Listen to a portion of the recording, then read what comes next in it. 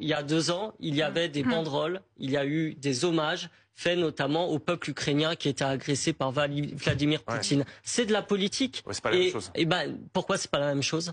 Un drapeau palestinien ensanglanté, le drapeau libanais, un combattant au kéfier, une représentation de la mosquée Al-Aqsa à Jérusalem, un enfant libanais.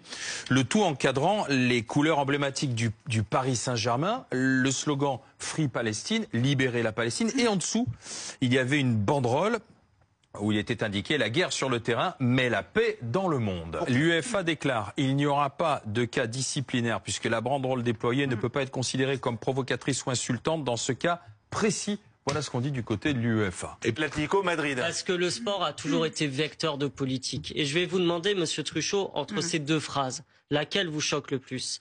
Free Palestine, la guerre sur le terrain, mais la paix dans le monde, ou il est justifié et moral de bloquer l'aide humanitaire pour la bande de Gaza, même si cela pouvait entraîner la mort de 2 millions de Palestiniens. Parce que voyez-vous, ce soir, pendant qu'on parle de ce tifo, sur lequel chacun peut avoir son exégèse, de dire tel symbole, j'y vois ceci, cela, il y a un gala qui est organisé le symbole, il existe, c'est important. avec Monsieur Smotrich, qui soutient la politique génocidaire en cours à Gaza. Oui, mais là, on s'éloigne de nos débats, parce que la question est de savoir est-ce que cette banderole avait sa place au Parc des Princes, et quand on veut faire la paix, est-ce qu'on fait la paix tout seul ou on fait la paix avec ses ennemis? Truchot, il y a 2 ans, il y avait des banderoles, il y a eu des hommages faits notamment au peuple ukrainien qui était agressé par Vladimir Poutine. Ouais. C'est de la politique. Ouais, c'est pas la même chose. Et ben, pourquoi c'est pas la même chose? Expliquez-moi. Là, c'est une banderole politique. Oui, et dire stop la guerre en Ukraine et en Russie, c'est légitime aussi, et c'est politique aussi, Monsieur Truchot, c'est de la politique. Donc c'est 2 poids 2 mesures, vous dites? Bah, je dis simplement qu'il y a un différentiel, oui, de vision. Est-ce que vous avez entendu Bruno Retailleau? Il est prêt à sanctionner. Il convoque d'ailleurs les instances demain. Il ferait mieux de soutenir les gendarmes qui viennent d'être molestés et arrêtés par la police israélienne, et il ferait mieux de s'occuper d'interdire les galas qui invitent des génocidaires à Gaza, comme Monsieur Smotrich. C'est quand même fou.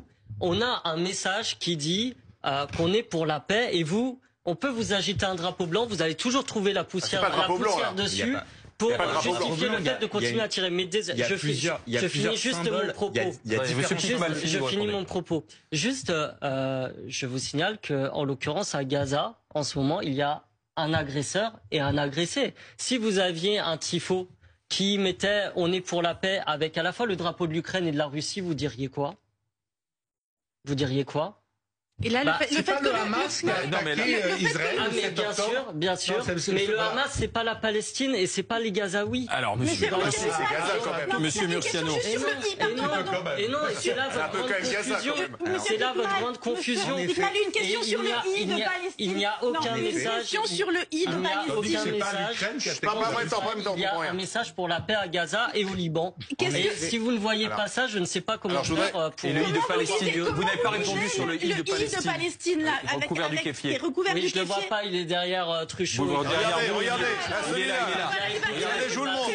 Regardez, c'est un vêtement traditionnel palestinien et on a le droit de le revendiquer comme on a le droit de revendiquer d'autres choses. Et alors, Monsieur Murciano, il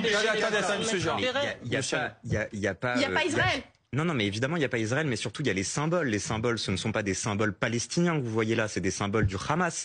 Quand vous voyez un combattant... Le kéfier, c'est un symbole du Hamas. C'est un symbole traditionnel palestinien, monsieur, voyons. Un combattant habillé avec du sang éclaboussé sur sa chemise, le visage camouflé, etc.